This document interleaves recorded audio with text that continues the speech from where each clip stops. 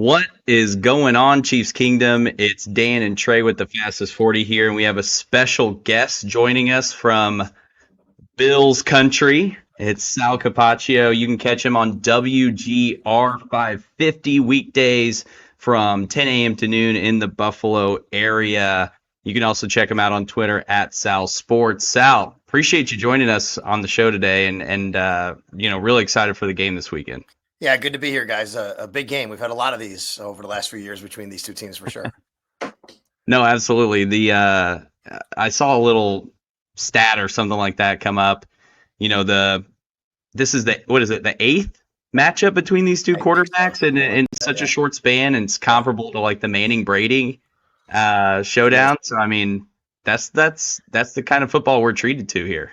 I mean, the Bills. I saw something come across today. It's basically they've played the Chiefs. This will be basically as much as they played their division opponents over the last few years. Other than the Dolphins, they matched up with the playoffs, but the Jets and Patriots, same amount as the Chiefs, because they're not making the playoffs, but the Bills play them twice a year. But the Bills and Chiefs both are, and they're playing each other twice a year because of it, it seems like. Yeah, right. Basically, I don't know if there's many teams that have played more games in general than Kansas City and Buffalo over the last few years. And whenever you're pretty much destined to meet one of those teams in the road to the Super Bowl, it's going to happen, and probably is going to happen again this year. And because of the way the schedule rotation works out, I believe, assuming both teams do wrap up their divisions and finish in first place, Kansas City will come to Buffalo again next year in the regular season. Makes perfect sense. Well, I don't know if it was mentioned. I know pre-show there was a little chatter, but Trey and I are actually going to be making our way up to Buffalo for the game this week. I did not know that. That's great. First time up there, so it's going to be pretty exciting to hop on a flight. I think we got lucky, no lake effect snow in the forecast, but. No, what's funny is I was just looking. We've had a really great winter so far, and like very mild. We've had no snow. It's been in the 50s. We're gonna have great weather for this game. It's gonna be mid 50s, calm, no precipitation. Might be a little breezy, but that's gonna be great. But what's crazy is I just saw before I came on with you guys. Next weekend, while the Bills are on their bye week, we are supposed to get a significant lake effect snow, but you'll be gone. I'll be gone. It's the bye week. I'm actually going to California with my family for the bye week for vacation, so nice. I won't even be here for it. Very nice. Oh man, you're dodging a bullet. It sounds like. Hopefully they'll let you get back into Buffalo on that vacation. Right. Might have to extend that a little bit. Yeah. No doubt. We're going out there. Actually, we're going to see the Buffalo Sabres are in San Jose, the hockey team. We're big passionate hockey fans. And every year when the Bills are on a bye week, I try to take a vacation. It's my only time during the season I can. So I noticed that. So my family and I, we're going to go to Alcatraz and we're going to do all the whole San Francisco thing. It'll be cool. So sick. That's going to be awesome, man. Yeah. Trey, you're catching the Sabres game, aren't you? And when we get up to Buffalo? Are you guys going? Yeah, so we land about noon tomorrow, and then we're gonna head out straight to the stadium, get some tickets, and try to get some tickets out there on the glass, so we can have some Chiefs jerseys there on the glass. Oh man, you're not gonna be well liked in Buffalo. I respect the grind to do that for sure. You will not have any problems getting Sabres tickets. I mean that won't be a problem. But wearing the Chiefs jerseys at the game, you'll get a lot of boos. Yep. Yeah, we anticipate that. It's kind of the fun of going on the road and getting to represent a little bit there. But Sal, it sounds like you've been making your rounds on Kansas City radio. I heard you this morning, just my normal commute. We were talking with, was it Dusty and Fesco this morning? Yeah. And I've gone on that show for a while. They come on our show. We reciprocate because these two teams do meet so often, playoffs, regular season. And I know Josh Klinger was the sideline reporter, and he was also on the morning show there. And I know he's stepped away from the morning show duties, but we've kept in touch. And, I've had him on, he's had me on. We've done things like that before. But, this is a game that I think both teams are obviously very interested in. Both fan bases are very interested in. It's interesting that, what it truly means in the standings, I think can be really kind of looked at from different perspectives, right? Which is, for the Chiefs, if they win this game, it's obviously clear sailing to the number one seed. I think from here, they could stub their toe. There's no doubt, and someone could catch them. It would be pretty rare and pretty, maybe an injury or something would happen. But I also think that, now that they're chasing perfection, that's what makes it obviously even more so here in Buffalo. And there's a segment of Bills fans, guys, that are very happy the Chiefs survived last week against the Broncos because they wanted the 9-0 Chiefs to come here and the Bills to ruin the perfect season. There's a Yes. segment of Bills fans. I actually fall into this category, which is I wanted that kick to go through because if it did, this game would be for the number 1 seed in the right now. And I think that's a pretty big deal. Now I know Kansas City made it to the Super Bowl not with the 1 seed last year, but it's a big deal to get that extra week off in the playoffs. We've seen that. I mean, the way I look at it is last year the Bills had to play that first week in the playoffs, and it cost them Terrell Bernard against the Kansas City Chiefs in week 2. I mean, if you don't have to play that first week, big deal to get your guys healed up. So that's why I think this game becomes bigger for the Bills in that respect, which is if you can give the Chiefs 1 loss, you're a half game behind them because you'd have head to head. And then maybe if they do stub their toe or something like that, you can pass them as the season goes on. No. Sorry, go ahead, Trey.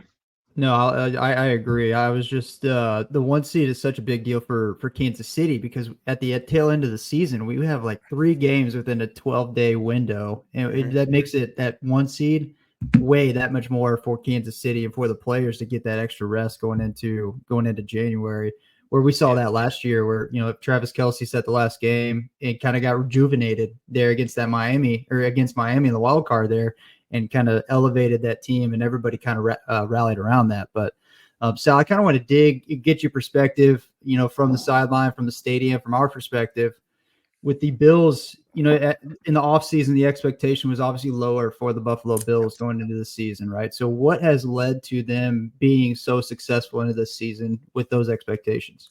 It's a great question. And, I think it reminded me of last year with the Chiefs, how a lot of people thought, not this year, but last year, how, okay, maybe they'll take a step back and this is the year to get them. And look what they did. They just went on to win a Super Bowl because, the structure they have in place with their front office, their GM and Brett Veach and Andy Reid is such a great coach and a great quarterback that it kind of just the machine keeps on moving. And I think despite all the changes in Buffalo, that's really what's happened here, guys, which is you have a general manager and a head coach that are aligned and you have guys that have been in this system for a while. When you have consistency and continuity like the Bills and Chiefs have, your general manager and scouting staff, they can bring people on board and you can play the slow game with them to let them develop so that when you do have to transition and let guys go in free agency or make trades, you have guys ready to step in. If you're always changing head coaches, and we did that a long time here in Buffalo, you did in Kansas City for a few years too, in the early 2000s, it makes it a lot tougher because now the new coach goes, well, I'm running a different system and we have to overhaul this and change this. Buffalo, what they've had here this year is guys that have been able to step up into roles and younger players that have had to play for the first time in a while, and they've done a good job. And I think that's been the key to it. And let's not discount, Sean McDermott's just an excellent defensive mind. He really is. And, it's just like Andy Reid is on offense, Sean McDermott is on defense. And no matter what injuries they've had, no matter who goes, the structure is so sound on defense. They're so well coached and the scheme is so good. They're going to keep you in games. And then when you have Josh Allen, you always have a chance, right? I mean, it doesn't matter because he can be superhuman and he plays at an MVP level almost on a weekly basis. So no matter what changes are around him, you're always going to have a chance with 17. No, I totally agree. I think, with one of the things, and you mentioned Josh Allen, he always is playing at an elite level. It doesn't matter what situation you're putting him in. But one of the things that was kind of a criticism of him for a long time was the turnover plays in those key moments, right? And I think we've been put in a place where we're not really seeing that a ton out of Buffalo and or out of Josh Allen even in these games. So, I mean, is that something that you guys have noticed kind of covering the team? That maybe Josh Allen's been a little more secure in how he's handling those situations? Yeah, no doubt about it. And listen, I mean, I think most Bills fans would tell you they'll live with the turnovers because the good far outweighs the bad. And that's the Josh Allen experience. You don't get the great, wow, incredible Josh Allen plays without some of the turnovers. I mean, he takes risks, but generally it's going to work out. And actually in the playoffs throughout his career, he has the lowest interception percentage of anybody who's thrown as many passes or played as many games. Like he's very good in the playoffs about taking care of the football. So in the regular season, you deal with some of those things. It's really never cost them anything necessarily, but it is something you say, oh man, obviously Josh made a boneheaded play there. And, you watch him play, holy cow, like what was he thinking? But then he makes 3 plays that are unbelievable that nobody else can make, right? Maybe other than Patrick Mahomes, I guess. So yeah, we've seen that. And the reason is, the Bills have really kind of gone to this model of they are trying to take care of the ball. They're trying to get the ball in their playmakers' hands and have them make plays. This, if you look at statistically, Josh's average depth of target is far less and fewer yards down the field this year than it has been throughout his career. He's taking the check down. He's getting it to his his slot receiver, Khalil Shakir, who's been amazing, and Dalton Kincaid and James Cook out of the backfield and Ray Davis when he comes in, and those guys, they're not throwing the ball down the field like they used to. So some of the explosive plays are gone, but what you're getting is Josh being more efficient, not turning the ball over, and giving his offense a chance to get into scoring position more frequently.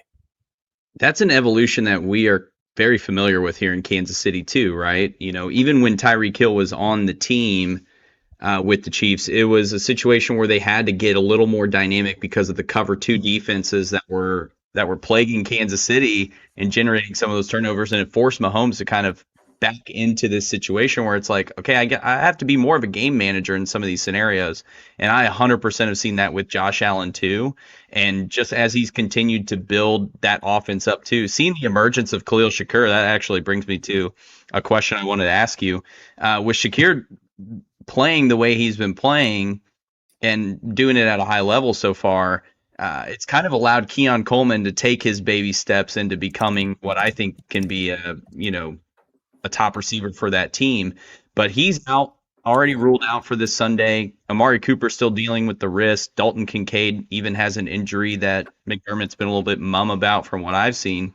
Who's going to be the emerging target there for Buffalo this Sunday? Well, we'll see if Amari Cooper plays. I think it was a good sign he was catching passes from the Jugs machine today.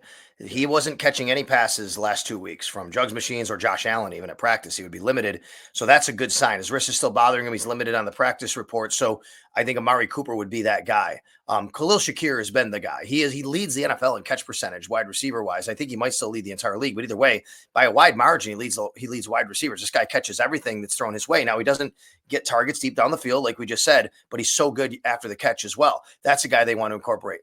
I don't know what's going to happen with Dalton Kincaid. It's very interesting. I went back and watched. I couldn't tell exactly where he hurt his knee. I think it happened. It looks like it happened on a play where Josh missed him. He was wide open down the sidelines. Josh missed him. He dove and he hit his knee really hard on the Lucas Oil Stadium turf. He did leave the game and went back in, but then he came back out after the game. He said he didn't feel like he could protect himself. So that might be an iffy one. Let's remember the Bills have a bye next week. So if it's very close here, they could err on the side of caution and not play a guy like Dalton Kincaid in a situation like that. So, we'll see where that goes. Listen, they've had Mac Hollins is starting to emerge as a wide receiver. He's a bigger body. He's a really good blocker. He's not going to wow you with speed down the field, but he's reliable. He's going to be in the right spot. The issue the Bills have at wide receiver more than anything is separation. And I know the Chiefs will play more man-to-man defense than a lot of other teams they play. They will play some zone as well.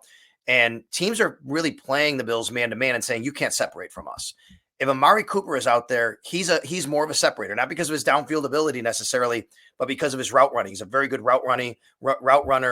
It's a lot like DeAndre Hopkins in that regard, right? He's not going to kill you down the field, but he knows where to be, when to be there. So I think that would help the Bills in that regard, and that will open things up underneath. If Dalton Kincaid doesn't play, I'll say, you guys have seen Dawson Knox has had good games against the Kansas City Chiefs over the years. And I think you can do a lot worse than Dalton Knox, obviously, as your number 2 tight end to fill in. 100%. And that's what I was thinking too, is like, people, you can't forget that he's still on the roster, even though Kincaid has kind of emerged as that number 1 tight end target. Dawson Knox is a starting tight end in most teams in the league. So, yeah, he's done a nice job. And listen, the Bills will be not afraid at all to dump the ball down in the backfield. Like I said, James Cook is a good receiver out of the backfield. Ty Johnson gets involved in that regard, and Ray Davis. Ray Davis is a very nice young running back for this team. He's done a good job in a power running situation. They haven't given him the ball much as of late, but I think that's because Ty Johnson, a veteran who's very good at blitz pickups and things like that. So the Bills have like I think they've really formulated this offense they want, which their mantra is everybody eats. Now, a lot of people read into that Stephon Diggs was here and commanding targets, and I do think there's something to that. I don't think it's because Stephon Diggs was this outward, jerk about it. That's not what I'm saying. But I do think when you have a receiver like Stephon Diggs on your team, much like you guys probably experienced with Tyreek Hill, as great as he is, there's this pressure to make sure you get him the ball sometimes, right? And you almost force it. Well, the Bills, I think, wanted to go away from, we're not going to do that. We're just going to make sure that everybody can play. The guy I haven't mentioned, by the way, the guy that they thought would be the guy is Curtis Samuel. They signed him to an $8.5 million a year contract. He's done nothing for the Bills so far. Now, last week, he did show up a little bit and started catching the ball. And I wonder if Curtis Samuel starts to come into play a little bit more as they go forward here. Yeah, that's an interesting topic there for the shallow pass game, because in the last 2 weeks, starting with our game against the Tampa Bay Buccaneers, I mean, obviously they're very limited at the receiver position right now with Godwin and Mike Evans being out. And so their game plan was, we're going to abuse the screen, we're going to abuse the shallow outs, and we're going to abuse the middle of the field for the Chiefs middle linebackers. And so, you talking about that shallow game and how Josh Allen has evolved into a quarterback who's not looking for the deep threat every single game, and that percentage of deep balls has gone down drastically for Josh Allen. That'll be interesting to see how our defense schemes from the start of the game, but also how they adjust. Because as you mentioned earlier, Josh Allen's going to have his success here and there, and really pretty consistent with that. So it'll be interesting to see how if it is going to be that man coverage that we're consistently seeing out of the Chiefs defense and from Spags, if he's going to try to send the pressure after Josh Allen, or what the game plan is going to be for the Chiefs. But that kind of rolls into another point there. And outside of that aspect there, what areas do you see that the Bills could potentially exploit on the Chiefs offense or defense? I think the tackle position for the Chiefs, right? That's been the issue of concern for the Chiefs this year. They're so good on the interior, obviously, at their guards and center position, but the tackles have been an issue at times. And I think everybody kind of talks about it and knows about it. And the Bills have some good edge rushers. Now, they're not guys like, TJ Watt that you're game planning for every week, right? Sure. But Greg Rousseau has had a really excellent year, and he's consistently applying pressure, and he gets to the quarterback sometimes. And then Von Miller, he had a suspension. He came back. He's looking, he made a couple of really impactful plays last week. It's not showing up in the stat sheet, but he was the one that caused a couple of really errant passes last week from Joe Flacco. And then they have him, AJ Epinesa, who had an interception of Patrick Mahomes, I think it was last year, maybe 2 years ago, when he tipped it up in the air. But either way, I think that's where the Bills will want to really, take advantage, is the Chiefs edge rushers, and especially a very loud Highmark Stadium. Obviously, if they can get a little bit of a jump, get the Chiefs to kind of have to jump a little bit once in a while, get a couple penalties here or there, which we've seen. So I think that's the area where the Bills will want to, take advantage of the Chiefs. But obviously we know that the Chiefs have a quarterback just like Josh that can extend plays. And if you over pursue him, you give him running lanes, that's where the danger comes in. I can tell you that's the concern for most Chiefs fans kind of going into this game, is whether or not the offensive line is going to hold up on his blind side specifically. Yeah.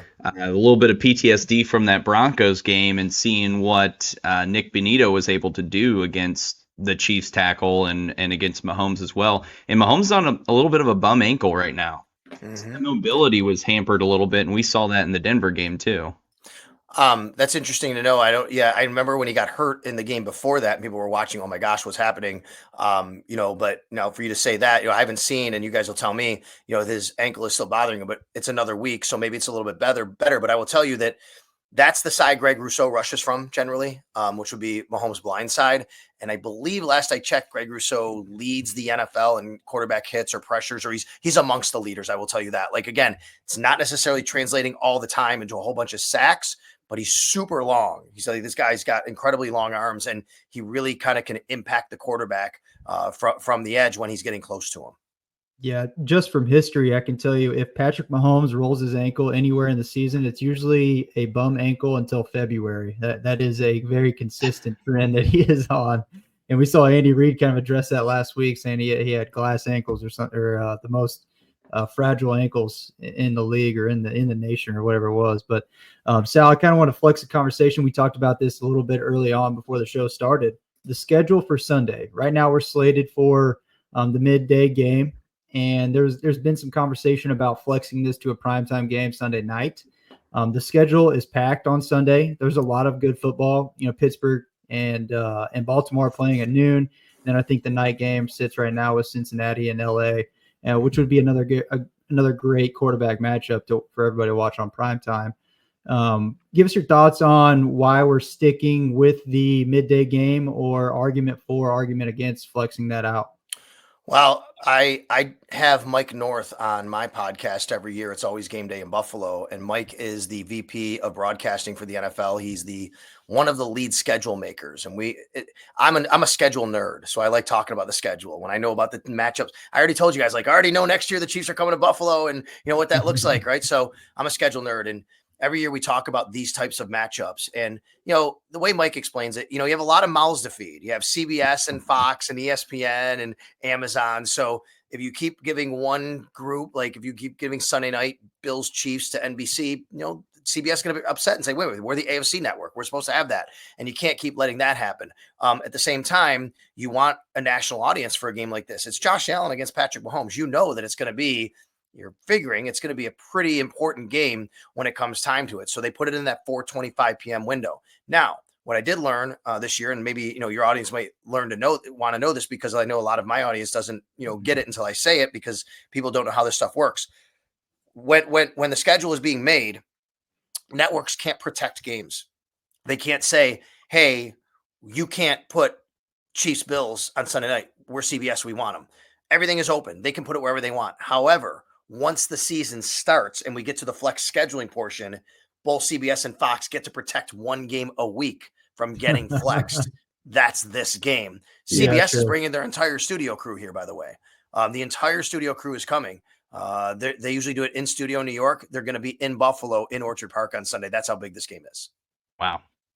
Yeah, I mean, this is in terms of the NFL, right? I'm sure your frequent guests would agree with this. This is the marquee matchup, probably a top 3 matchup that they're going to see all year long. I imagine the viewer count for this is going to be pushing what the high is for the season, without a doubt. And I'm there's some great games this week, starting Thursday night, right? Commanders Eagles is a fantastic game, obviously, in the NFC East. And I agree. I mean, Steelers Ravens, that's a big game for the AFC overall. Just like this is for seeding, that is for seeding. I mean, if the Steelers beat the Ravens, now we're talking about the Ravens fighting for a playoff spot, right? Truly.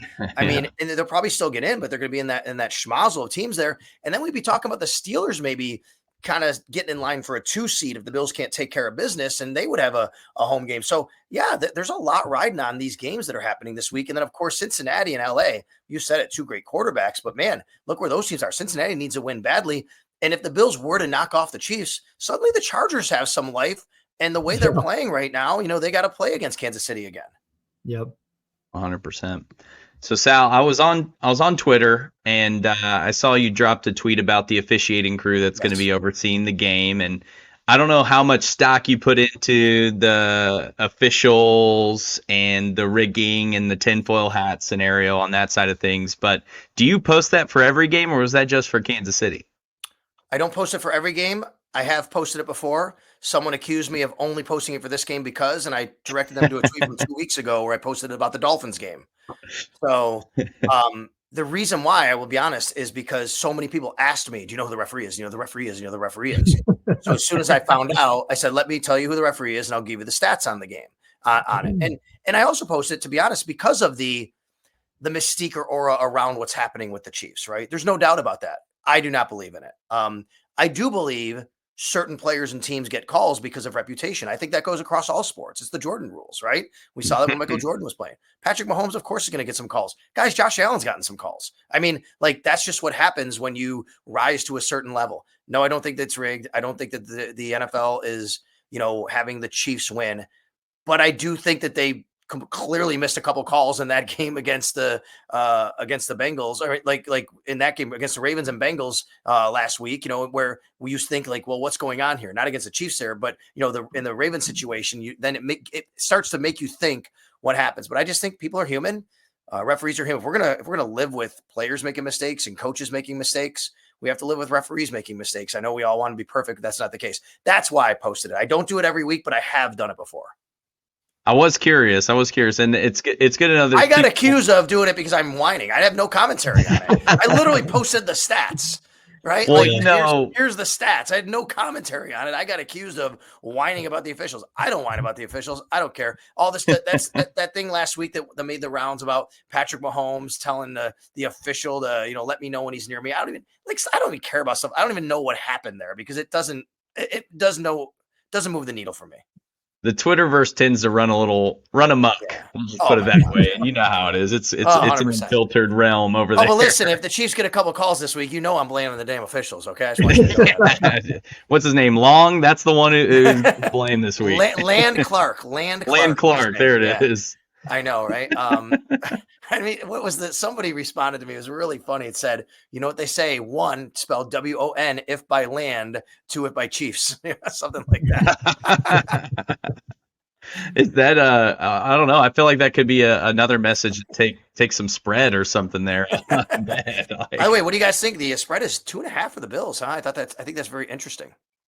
yeah, anytime you're giving Mahomes points, that's where I'm leaning. I mean, there's not too many times where I'm not going to take that. Not having that, that half point kicker definitely makes it a little bit, kind of iffy there because I think Yeah. I could absolutely see this being a field goal situation kind of game. But who knows? Maybe they'll block it. Yeah, Yeah. you never Well, know. I mean, I look at this game. I look at these two teams, and I've said all week, if you're doing what I do in Kansas City, if you're on a Kansas City radio station, you're probably in the same discussion we're having in Buffalo, which is, well, they're winning games where how do we know how good they truly are? But you know what? Sure. Good teams find a way to win, right? And championship teams in Kansas City find a way to win. The difference is they have Lombardis. They've done this before. They find a way to win. But there's a segment of the fan base says, yeah, but if you keep playing like that, then you're going to wind up losing. And how good can you truly be? And I think there's a little bit of that with both teams. The numbers aren't overwhelming. I mean, look today, Kansas City is 19th in the league in yards per play. They're not running the ball very well, but man, they stay on the field on third down. They grind out possessions. They force you to work. And, I think it's a fascinating matchup here. The matchups always make the fights too in this situation. I think these two teams have always been very even, regardless of the circumstance that is entering the game, right? With injuries, location, those kinds of things, it's always going to come down. I've never noticed a blowout scenario with these two teams, right? Maybe there was one in Arrowhead a couple years back where it wasn't really super close for the most part. The AFC Championship game during the COVID year wasn't. So the Bills took like an early 9-0 lead. There was something there, something 10-0 lead, and then they lost. If you remember the COVID year, the Chiefs came to Buffalo and there were no fans. It was moved to a Monday evening. And that was the game where the Bills basically said, we're going to let you run all night. We're not going to let you throw on us. And Clyde Edwards-Helaire had his career game, I think, that night. Right? Yeah. And the Chiefs ran for like 250 yards, but it was still close in the end. The Bills were getting the ball one possession, I think, and it turned off a two possession game, I think. But the Bills' strategy kind of worked in that regard, which was, hey, we're just going to try and keep it close by not letting Patrick Mahomes throw all over us because he had just come off, the years he was having early on in his career. I don't think necessarily that's the case this week, but the Bills' defense is built to keep everything in front of them, not get beat deep. They lead the league in turnovers. They're doing a great job of turning the other team over right now. And their defense is built to bend but don't break. So I wouldn't be surprised to see a little bit of that element this week. And really, that's the Chiefs' mantra too, right? Spin, don't break. As soon as you get into that side of the field, it's make sure you do anything you can to turn that 7 into a 3. That's exactly right. And those goal line stands against the Raiders are a big evidence of that. I was curious, and Trey, sorry if I'm jumping in on the next question here in front of you, but I was curious what you thought about the impact for this game, right? I think from what I've seen and people that I know are fans of the Bills, there's a little bit of frustration with McDermott here and there in terms of, can he get it done in the big game? And I was just curious about what your thoughts were in terms of the impact. Like, when does that give the Bills fans vote of confidence? Or if this does end up being a situation where the Chiefs win, does that put them on the hot seat going into the offseason? No, I don't think there's any scenario with Sean hot seat. This ownership loves them. They have what we talked about before. They have the great setup of ownership, GM, and head coach. The men together, they know each other. They can, they've built something really special here in Buffalo that most really franchises dream of. What Kansas City and Buffalo have, everybody's searching for, and that's alignment between their ownership, their GM, their head coach. There are a lot of people. I'm a Sean McDermott defender. I get accused of it all the time, and I'll tell you, I think he's a heck of a football coach. Look. The two winningest organizations in the NFL over the last 5 years, the Kansas City Chiefs and the Buffalo Bills, 1 and 2. I mean, you're the second winningest team in the league. And the only reason why they haven't been to Super Bowls is because they have Andy Reid and Patrick Mahomes to play in the playoffs. I don't think there's any shame in that. Now, there have been times, the criticism that I would even agree with Sean McDermott is there's been critical moments at ends of games where they have not delivered, and including 13 seconds where obviously the Bills had that game in Kansas City. And I remember being on the field. It was crushing. And those are the things that the Bills fans who don't like Sean McDermott will always point to. He has a lot of detractors here in Buffalo. A lot of people will tell you that they just don't like him. They don't like the fact he's a defensive coach with Josh Allen. They think he's wasting his career. They don't like the fact that his time management. It's not, all that stuff kind of is disproven. You can just prove, you can go and say, look, Josh Allen has been an MVP candidate the last few years. He's not wasting anything about him. And he's actually one of the more aggressive coaches when it comes to fourth down and things like that. Like his clock management is fine. So I do think there's a lot of stuff to sift through, but it comes down to the fact that he hasn't won in the playoffs. He hasn't gotten this team with this talent and this quarterback to a Super Bowl. And a lot of people actually compare him to Andy Reid in Philly, to be quite honest with you. Hey, really good coach can't get you to a certain spot. And it took Andy Reid to go to Kansas City to be able to do that. I lived in Florida during the Tony Dungy days, and he couldn't get the Buccaneers to the Super Bowl. Yeah. I thought it was crazy that they would move on from Tony Dungy, but they did. And John Gruden got him to the Super Bowl. And then Tony Dungy won a Super Bowl like Andy Reid did with another organization. I don't see any scenario where Sean McDermott's on the hot seat. Guys, they're 8-2. Remember what you guys said earlier, and Trey said, the expectations have been lower, right? Remember going into the offseason this season, guys, I would do shows like this all the time. People are like, well, the Bills are resetting. No, Micah Hyde, Jordan Poyer, Mitch Moore, Stephon Diggs, Gabe Davis, all these people are gone. And they weren't even favored to win the division. Yet here they are with the best record through 10 games, not only in the McDermott Bean era, but in 31 years. They haven't been 8-2 since 1991. Wow. Jim Kelly, man. 1993. Sorry, but yes, exactly. That was the final Super Bowl year out of the 4 Super Bowls. Wow, that's a long stretch. I mean, a lot of success over the last 5 years, like you said, though. I mean, there's nothing for Bills fans to be mad about. But yeah, Sal, I want to give you some of your time back here. I got one last question for you, and Dan, you might have one after me here.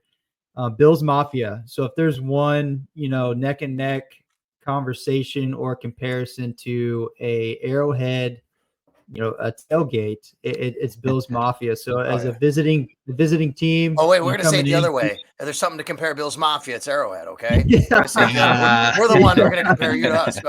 Yeah. Jack. So what can we expect as a visiting fan going into the game Sunday? Well, I will say this. First of all, let me just give you a quick history lesson. I was going to Bills games when I was a teenager and into my college years back into the 80s and early 90s. And I always said this is very true. I've seen every team at this stadium. The nicest fans out of town were always the Chiefs fans. Midwestern hospitality. People would come to Buffalo. And I always said, man, the Chiefs fans. And I remember playoff games here and Steve DeBerg and Joe Montana, and they were just nice people. Now the Bills beat them. It makes them, makes it nicer when you win. I get all that, right? Yeah. But they always were. And I think that both fan bases are so similar with the size of market they are and how much they love their football teams. And this isn't New York or Chicago or LA and all these incredibly glamorous things to do. I think because of that, you get all that college atmosphere, and the stadiums are very similar and built around the same time period and the way the loud environments and all that. So I think that's the case. I think Bills fans also understand that, know that. We've always seen Kansas City as kind of that, brotherhood. At the same time, there's a lot of frustration now built up, and Bills fans just can't stand Patrick Mahomes in Kansas City and the referees giving them all the calls and all the things that you guys are talking about. When you go to a game now, you guys wearing your Chiefs jerseys, you're going to get booed, and people are going to, probably say rude things to you. But for the most part, I think you're going to be treated right, especially if you treat them right and want to be a part of those tailgates. I have a friend who's a Dolphins fan, comes up every year, loves going to the Bills games. And these are the Dolphins. I mean, this is a rivalry. We hate the Dolphins here. He just loves it because he goes and people just offer him food at the tailgates and have a good time and drinks and sausage and burgers and all of that. Take part in it, man. Enjoy it, and just come on up here. And that would be my advice to anybody coming up to Buffalo. If you're not a jerk to them, they're not going to be a jerk to you. Just enjoy it. Tell them how much you love football and you respect their fan base, and it'll all be a good time together. That's always the best. I mean, I thought, if there's anything uniting our fan bases, it was tailgate atmosphere and Zubaz print pants. Like that. That's like the two things first and foremost. So I'm really excited to go and kind of get baptized into the Bill Mafia atmosphere of the game. My last question before we cut you loose here, and appreciate that time too. Man, we love wings here in Kansas City just as much as we love barbecue. So what's the spot? There we go. Okay, so people will be listening to this, and I have to give certain answers that people are like, how could you not say that, right? I'll tell you this. If you ask a lot of Buffalo people, and you're going to hear, you got to go to Anchor Bar. And then there's going to be a whole bunch of Bills fans say, don't go to Anchor Bar. What are you doing? So Anchor Bar, I would say, you should go there for the novelty. It's the home of the original chicken wings, where they were invented. It's right downtown. You can go there. It's a few blocks from the heart of downtown. But that would be, to me, like, but as far as the wings themselves, like other places have surpassed them over time, and the chicken wing has evolved, the different flavors. It's kind of like if you go to Philly and people say, where do you get a cheesesteak? Most people say, go to Geno's. But people who live in Philly go, no, go to Geno's. There's this great spot here, great spot there. It's the same thing here. The place that everybody's going to tell you to go is called Barbill, Barbill. It's called Barbill. It's in East Aurora. It's about maybe 10, 15 minutes outside of Orchard Park. That's a great place to go. Now, you go anywhere in Buffalo, really, like a lot of these places, they're going to have amazing wings. I'll give you a personal plug, and it's full disclosure. They sponsor my podcast, but one of the reasons is it's not far from my house. I live in the city, and I will tell you that there's a place called Sports City Pizza Pub. It's on Niagara Street near the Peace Bridge, right near Canada, and their wings are amazing. One of the reasons they are a sponsor of my show is because I go there all the time to eat the wings, so that's why. And I always get like the honey garlic barbecue. Oh my god, amazing! Ooh. Right? You can get hot, medium, mild, all these places, different kinds, different flavors. So I would say Barbill, 911 Tavern is a place that people will tell you to go. I'll say Sports City Pizza Pub. But if you want to go to Anchor Bar, don't let people tell you not to. Go there for the novelty. See what it's like at the place where the chicken wing was invented. I'm feeling we're going to be putting down a lot of wings this weekend. There you go, man. So, but try the beef on weck. You guys ever had beef on weck? Okay, so Kansas City, you go for barbecue, obviously, and there's all different kinds and burnt ends, and there's different kinds. I've had beef on bun. Well, it's called beef on weck because the name of the bun is called a Kimmelweck bun. Okay. It's a salted bun. It's kind of a unique thing here in Buffalo, and it's a Buffalo tradition. It's just like chicken wings. It's called beef on weck because it's a Kimmelweck bun, and it's a salted bun with roast beef, and then you put horseradish on it, and it's amazing. So you can go to a lot of these places, and they'll literally have like a Buffalo sampler platter of maybe some wings, pizza rolls, and beef on weck or something like that. So if you get a chance to do that, that's what you need to do. Oh yeah, I'm a sucker for horseradish, so that's right up my alley. Beef on weck with wings. Hell yeah. Well, Sal, I can't thank you enough, man. Appreciate you. Trey, do you have anything else for Sal before we call it a show? No, Sal, just appreciate. Who are the Sabres playing tomorrow, Trey? Who are you going to see play? Do you know who they're playing? Louis Blues. Oh, they're playing the Blues. Blues, yeah. So it's a little. We don't have a hockey team in Kansas City, so here in Missouri, you either people root for the Blues or you love the Blues. I'm not really big into hockey, so I'll root for them. We have a minor league team here in Kansas City that the Mavericks, Kansas City Mavericks, that we kind of root for. Okay. But I'll be rooting for the Blues. Oh man! Like I said, I'll have the Chiefs jersey on, so they'll know where I'm from. I'm sure they will. Well, enjoy the game. We love going to Sabres games here as well. Yeah, awesome. We're looking forward to it.